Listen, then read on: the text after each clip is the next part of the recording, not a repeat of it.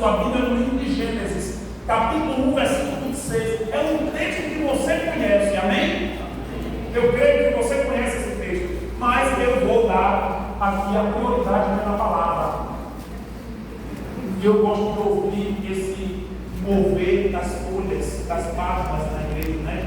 Mas se você trouxe a sua Bíblia no celular, eu tenho preconceito, pode ler. Não tem problema nenhum, porque eu tenho inspirado é a palavra. E onde ela esteja, ela é inspirada. Seja aqui no celular, tudo bom. A palavra é a palavra. Amém? Então, abra aí, abra o filho, abra o celular, nem isso. Cuidado, não tem destinado, você tem do lado, tentar ver a mensagem. Abra aí. Gênesis capítulo quanto? Não, Gênesis capítulo 1, verso 26. Texto conhecido. Eu gosto desse texto que diz assim, ó. 1:26. Façamos anel. Façamos quem? O ser humano, né? Façamos o ser humano a nossa imagem, conforme a nossa semelhança.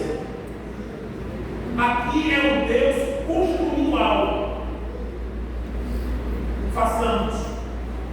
O verbo aqui no hebraico, você sabe, é iassar. Eu não sei, iassar.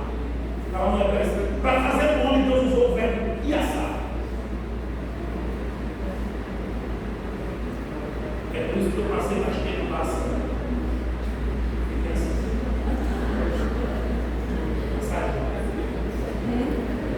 Usou o termo iassar, construiu, fez o homem. Iassar. Façamos o homem a nossa imagem, conforme a nossa semelhança. O que é isso? É uma construção. Então eu tenho ali, façamos, no plural, existir ali outras pessoas, ou outros seres ali na construção disso. Então, quando ele constrói, quando ele faz o homem, ele pega emprestado ali o quê? Pega o que da terra? Pega a terra, barro, não é isso? Água, forma um boneco, sopra nas narinas do fôlego de quê? Nasce aquele homem, vem aquele ser lindo, perfeito, igual a mim, amém, glória a Deus. Eu sou cultivado. Aí, ele constrói essa comunidade linda, constrói um jardim, e aí ele diz assim: coloque nome em todos os animais, e Adão vai colocando nome em todos os animais. Rapaz, Adão pergunta em mim: você quer isso, amém? Eu fico perdido assim, quando Adão, veja que Adão pergunta: quando você olha para uma vaca, eu sou uma vaca. Você olha para a vaca, não tem, você olha assim, meu Deus, é uma vaca mesmo. Adão foi sábio, amém? Adão colocou o nome em todos os animais, tudo perfeito. Mas me parece que Adão olhava para um lado e para o outro. E Adão percebeu que ele estava o quê? Só. Então, quando ele assistiu o quê? Só. Às vezes é necessário para uma reflexão. Às vezes é necessário você ir para um lugarzinho, sozinho, para refletir sobre você, tomar algumas decisões. Não é pecado. Porque até o conselho bíblico no livro de Mateus diz assim: entra no teu quarto, fecha o quê? E ali você ora ao teu Pai em secreto ele vai te ouvir, amém? Então Deus também pede para que a gente fique só. Mas Deus não criou o ser humano para viver o quê? Então, filho, você que está solteiro hoje, glória a Deus, rapaz. Glória a Deus. Você vai sair desse grande conflito, amém? Vai encontrar o desejado em todas as nações. Vai dar certo. Por que, pastor? Porque Deus me fez para eu não viver o quê? Só. E Ele constrói a minha comunidade. Agora tem o Pai, o Filho, quem mais? E quem mais agora? Adão. Tudo tudo no jardim do Éden. Que maravilha, que lindo. Mas Adão se sente como só. Aí Deus inclui. Porque Deus inclui. Deus não exclui. A inclusão é de Deus. Amém? A inclusão é de Deus. E aí Deus, em Gênesis capítulo 2, versículo 18, eu vou ler para vocês, isso está em Gênesis 2, verso 18. O Senhor Deus disse ainda, não é bom. A primeira negação da vida. Não é o quê? Não é bom. Eu amo dizer esse texto quando eu quero regir uma coisa lá.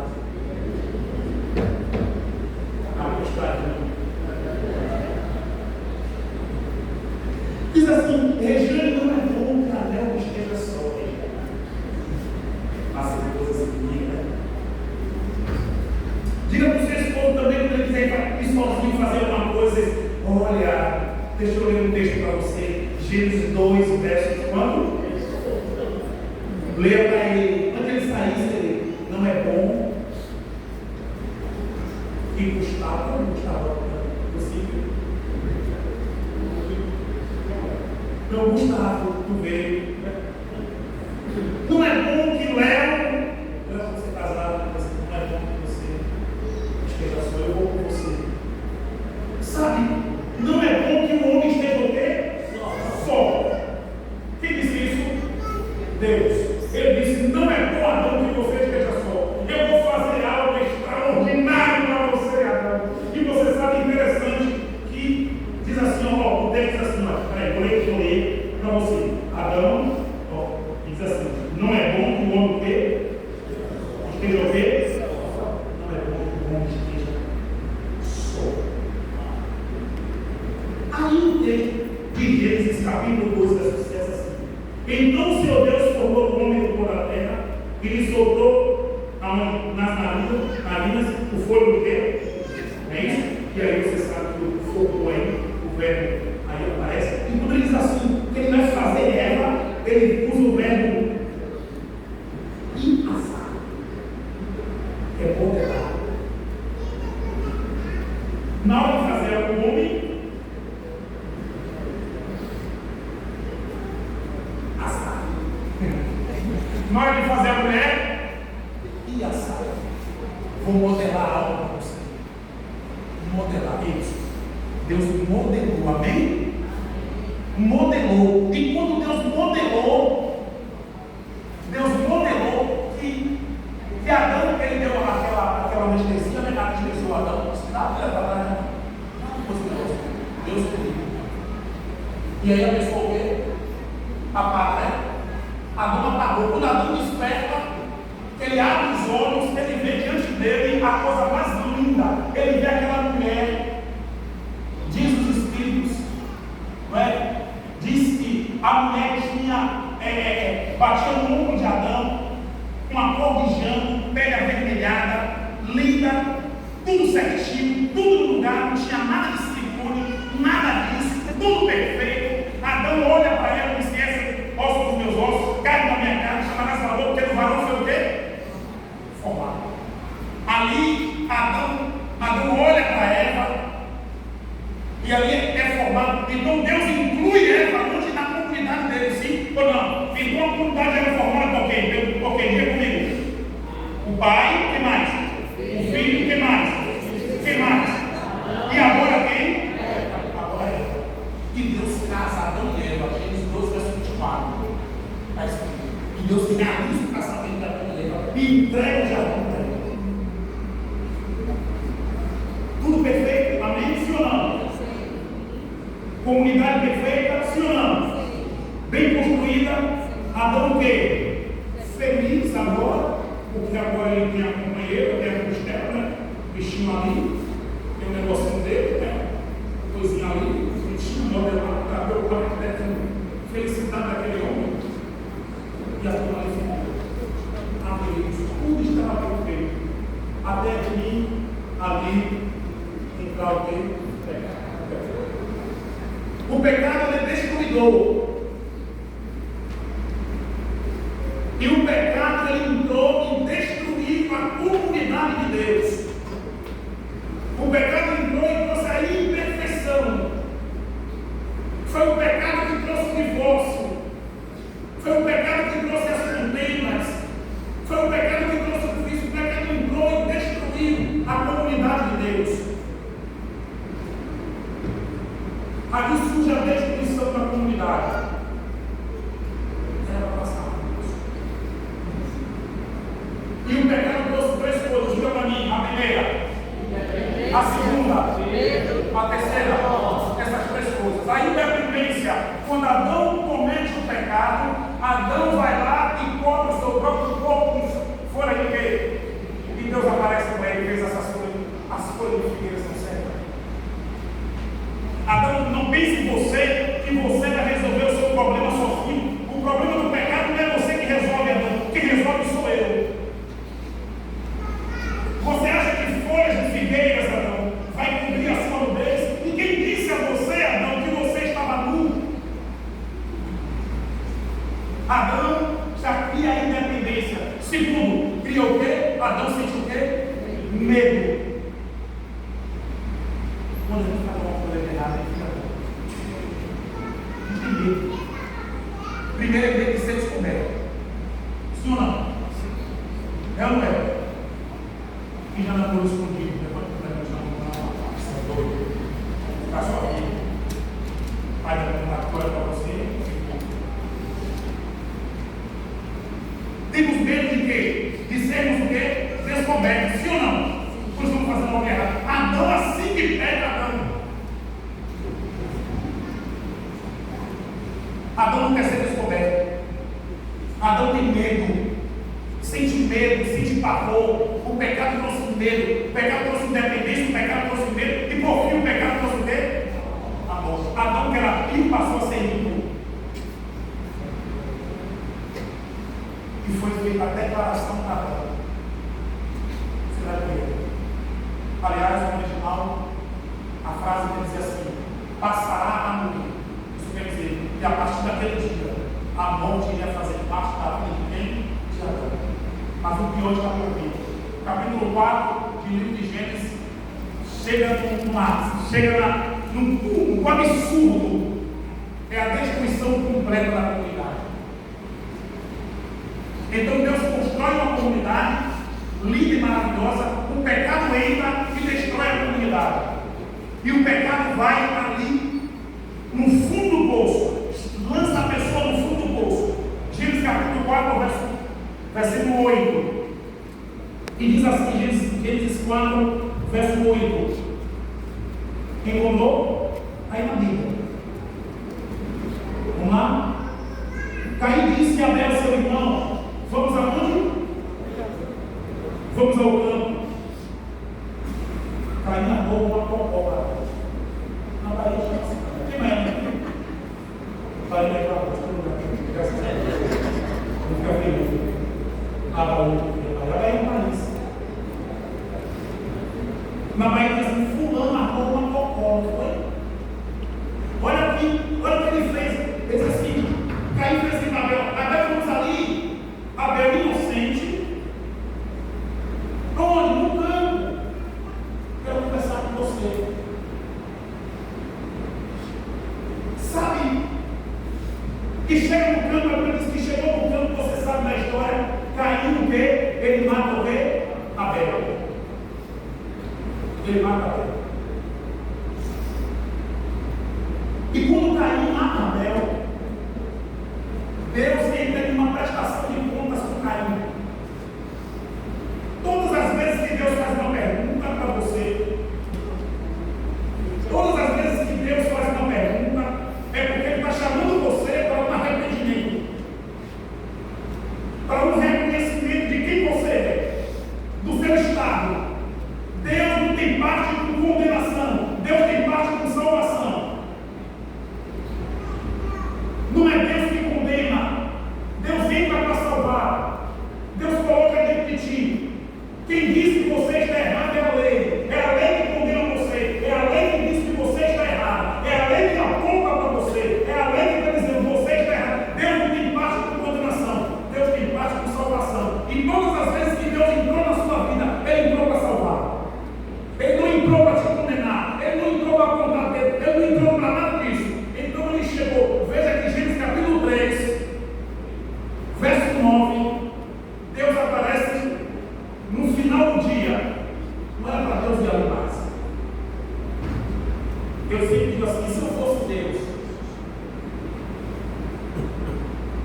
Se eu fosse Deus, eu voltaria no jardim do Éden, depois de todas as instruções dadas para Adão, depois que você deu tudo para Adão, depois que você preparou o lar, preparou a esposa, os animais, tudo para Adão, deu tudo para Adão.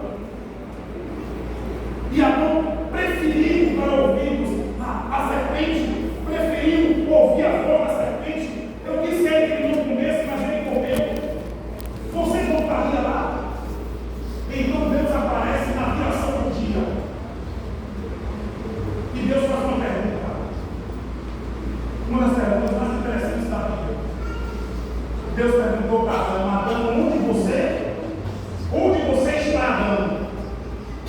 Será que Deus não sabia onde Adão estava? Claro que Deus sabia, Ele sabe tudo. A pergunta é retórica: Adão, onde você está?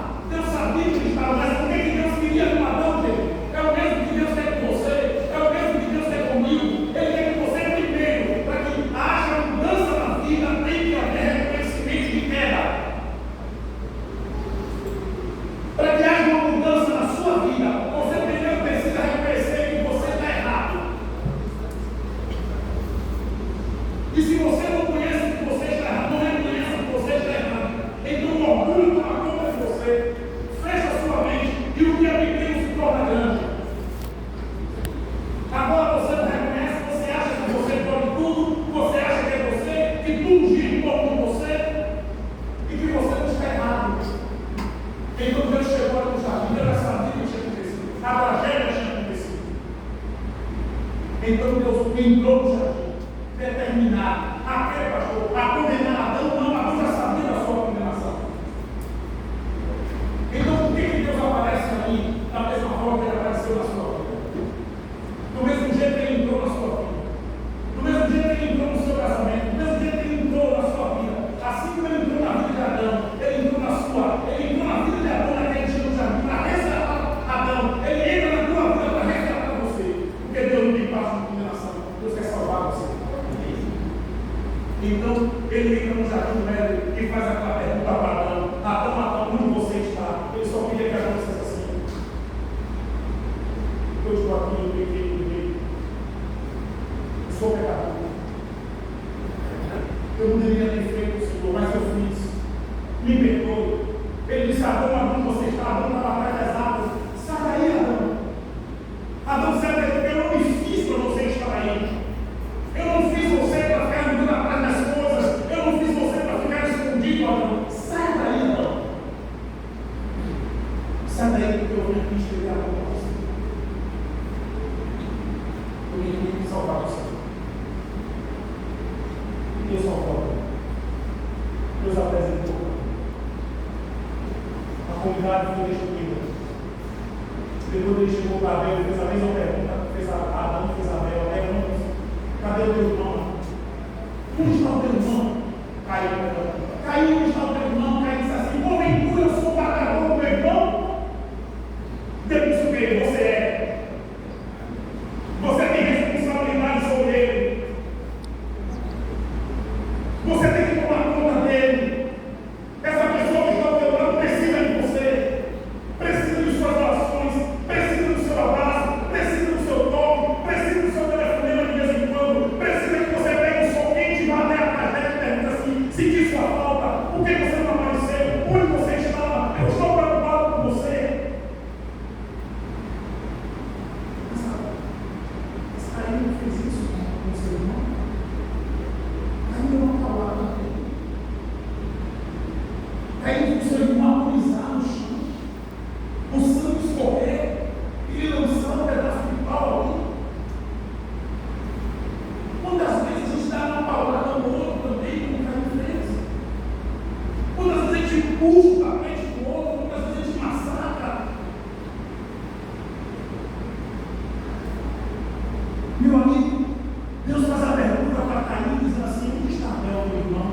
Ele: não sei não. Mas por que Deus faz a pergunta para ele? Da mesma forma que Deus queria salvar quem pai, Deus quer salvar também quem? O filho. É só para dizer assim: o orgulho todo inveja. Não deveria ter isso. Eu quero que você se cair. Cai de joelhos.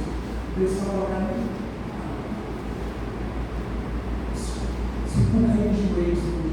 Deus salva você.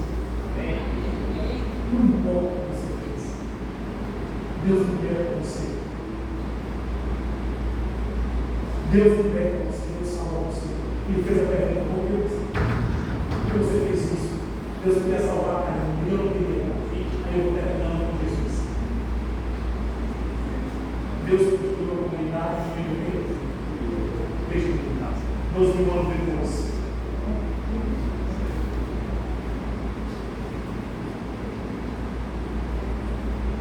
Depois nasce Jesus, nosso Salvador.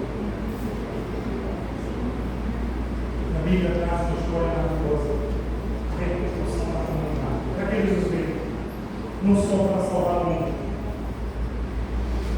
mas para reconstruir a imagem de Deus no mundo. Quem é você?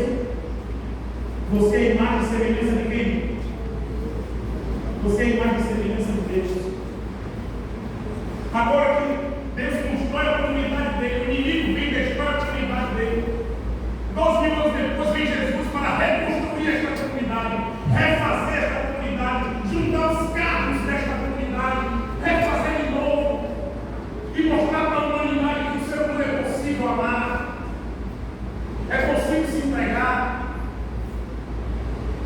Aí ele conta a história mais linda da Bíblia. Eu sou apaixonado por história, porque as histórias elas fazem grandes aprendizados, sim ou não? Sim. Ele conta uma história linda da Bíblia, uma parábola linda da Bíblia. Ele está conversando com gente importante, pessoas importantes ali do sinédrio. Alguém se aproxima dele, faz uma pergunta para ele. Essa história está no Lucas capítulo 10. Eu não vou ler toda a história. Ele diz assim: olha, Jesus prosseguiu dizendo: certo homem descia de Jerusalém para Jericó. A distância de Jerusalém para Jericó era de 25 quilômetros. Porém, se ele encurtasse o caminho, pegasse um atalho, ele diminuía um pouco, chegava em casa um pouco mais cedo, diminuía de 25 para 19 quilômetros. Jesus conta essa história que um homem saiu de Jerusalém para Jericó. E diz mais o quê? Caiu em mão de quem? De alguns ladrões. Este depois me deixou como? Machucado, ferido, na beira do quê? Na beira do caminho. Lucas capítulo 10, versículo quanto? 30 a 37. Não é isso? Lucas capítulo 10, 30 a 37. Capítulo 10, versículo 30 ao verso. Jesus prosseguiu dizendo: um homem descia de Jerusalém para Jericó e caiu nas mãos de alguns ladrões. Este, depois de tirar a roupa e lhe causar muitos ferimentos, retiraram-se, deixando o Senhor.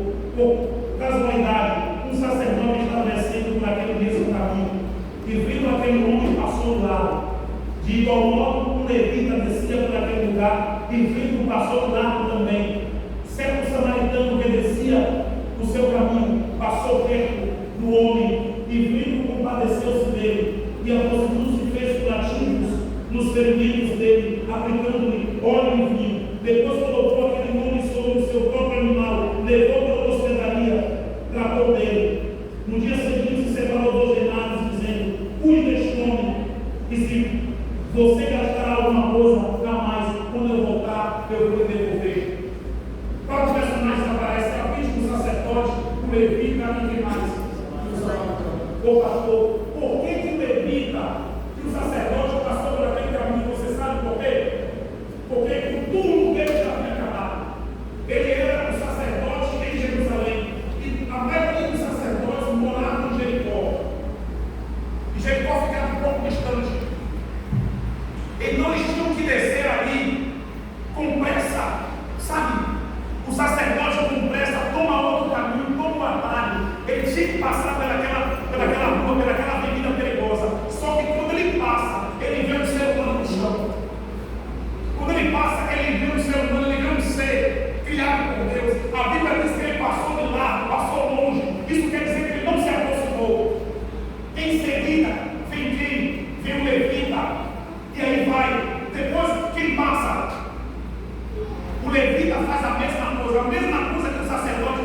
A mesma coisa que o sacerdote fez, o levita fez, a mesma coisa que o levita fez, o sacerdote fez.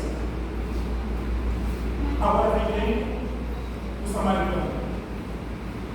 O que o samaritano fez? Parou. Tem algumas coisas que a gente precisa aprender aqui. Parou e deu o quê? Ele deu o seu tempo. Quando a gente para para atender alguém, a gente dá para ele o quê? O nosso tempo. E repare bem, a maioria das vezes, você vai ser chamado para ajudar alguém na hora mais difícil também. Quando às vezes você está com pressa, além de dar o tempo que ele deu também a sua energia, porque ele deve carregar aquele momento. Carregar alguém, cuidar de alguém. Você sempre vai ter alguém na sua vida para você cuidar. Quem é o seu pai? Quem é a sua mãe? Você sabe que é uma família de vários irmãos. Deus sempre vai escolher alguém para cuidar muito mais do outro. Repare uma família, sempre tem um irmão que cuida mais dos pais. Sempre tem alguém que está cuidando mais. E às vezes você pode se sentir cansado, pastor, sou eu. São 7 irmãos, mas sou eu que estou aqui. Somente eu que tenho que sair daqui. É eu que tenho que lidar com isso, é eu que tenho que levar para o médico, é eu que tenho que acordar de madrugada. É assim, porque Deus chamou você, e Deus quer que você cuide de gente. Aí você dá o seu tempo, você dá a sua energia, e além disso você aplica também os seus recursos para isso. O que eu acho mais interessante nessa história é onde Deus encontrou o homem. É onde o samaritano encontrou ali aquela vítima. A Bíblia diz que ele encontrou na beira do caminho, na encruzilhada, jogado, sangrando. Exatamente como Deus encontrou algumas pessoas aqui sentadas aqui. Talvez Deus tenha encontrado você na estrada da vida, com o coração partido, angustiado, sofrendo, chorando, sem saber bem o caminho. Mas você foi encontrado. A Bíblia diz assim: olha, Jesus encontrou você, querido. Jesus te encontrou. E você sabe o que aconteceu com aquele homem? Ele foi encontrado. Diz que a Bíblia diz que ele passou o azeite. Você sabe que azeite é esse? Não é o azeite de oliva. Não. É o azeite de linhaça. É um azeite que eles levaram para passar no ferimento, no caso de alguma coisa dessa acontecer. Esse azeite, ele tinha o seu principal objetivo do azeite era aliviar a dor, aliviar o sofrimento, parar de arder, trazer calmaria. A Bíblia diz que aquele homem passou o quê? Na vítima, passou o azeite. E depois colocou na ossa, colocou no seu próprio animal e levou para a hospedaria. Cada um de nós, estamos sentados aqui nesta manhã. O Senhor nos encontrou na estrada desta vida, ferido e machucado. E Ele passou o óleo em você, o óleo da linhaça aqui, e trouxe a calmaria, que aliviou a sua dor. E Ele fez com que alguém trouxesse você para esta hospedaria. E você está aguardando este samaritano voltar, este homem voltar. E Ele disse assim: o que você gastar mais cuidando de fulano, quando eu voltar, eu vou lhe dar muito mais do que isso. O que o Senhor vai lhe dar, eu vou lhe dar na eterna. E se você gastar muito mais com o seu filho, que talvez não tenha o caminho, se você não está gastando muito mais com ele, se você vai estar pagando um preço alto para sustentar a família,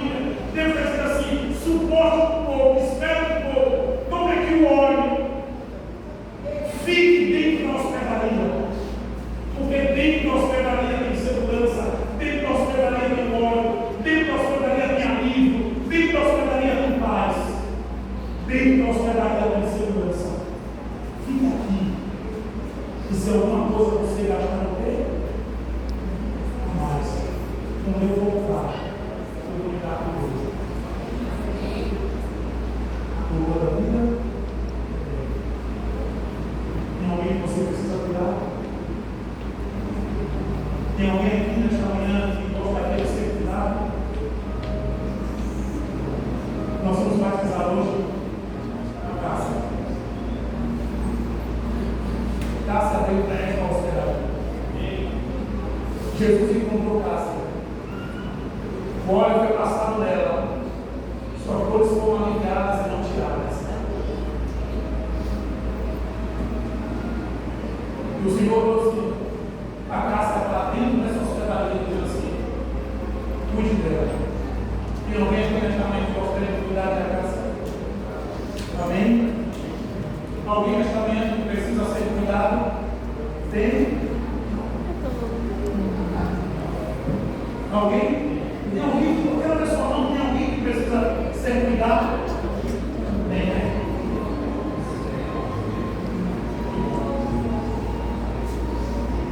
Eu vou agora, Cássia. Eu vou entrar por aqui, nós vamos entrar por aqui. Ali dentro eu vou fazer um apelo para o seu coração.